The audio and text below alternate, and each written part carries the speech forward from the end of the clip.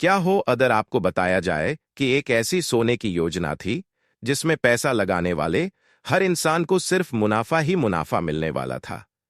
क्या हो अगर एक जानी मानी ज्वेलरी कंपनी आपको सोने में निवेश करने का सपना दिखाए और आप पूरी जिंदगी की जमा पूंजी उसमें लगा दें, और फिर एक दिन सब कुछ खत्म हो जाए, दुकानें बंद, मालिक फरार और निवेशकों के हाथ में सिर्फ खाली उम्मीदें। मैंने अपने बेटे की शादी के लिए पूरा सोना खरीदा था, लेकिन आज मेरे पास कुछ नहीं बचा। सब लूट लिया इन्होंने। यह कहानी है एक ऐसे घोटाले की जिसने हजारों भारतीय परिवारों की उम्मीदों को चकनाचूर कर दिया। यह कहानी है प्रणव ज्वेलर्स नाम की उस कंपनी की जिसने लोगों से सोने का सपना दिखाकर करोड़ों रुपए ऐंठ लिए। लेकिन यह घोटाला कैसे हुआ, किसने किया, और सबसे बड़ा सवाल, क्या लोगों का पैसा कभी वापस मिलेगा? ये सिर्फ एक धोखाधड़ी नहीं थी, ये एक सोची समझी ठगी थी जिसमें मासूम लोगों की जिंदगी बर्बाद कर दी गई। इस वीडियो को आखिर तक देखिए, क्योंकि जो खुलासे हम करने जा रहे हैं वे आपके होश उड़ा देंगे। तमिलनाडु के तिरुचिरापल्ली में एक छोटा सा ज्वेलरी स्टोर, प्रणव ज्वेलर्स।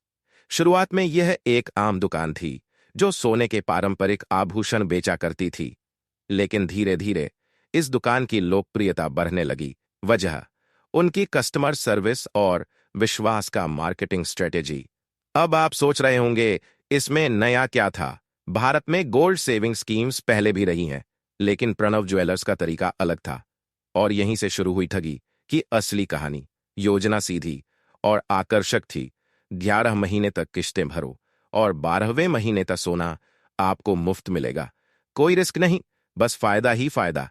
लेकिन क्या वाकई में यह इतना आसान था, या फिर इस सुनहरी दुनिया के पीछे कोई गहरा राज छुपा था?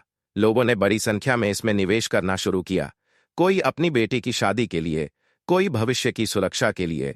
सोना भारत में हमेशा से सुरक्षित निवेश माना जाता रहा है, लेकिन इस बार यह सोना किसी और के लिए खजाना साबित हो रहा था।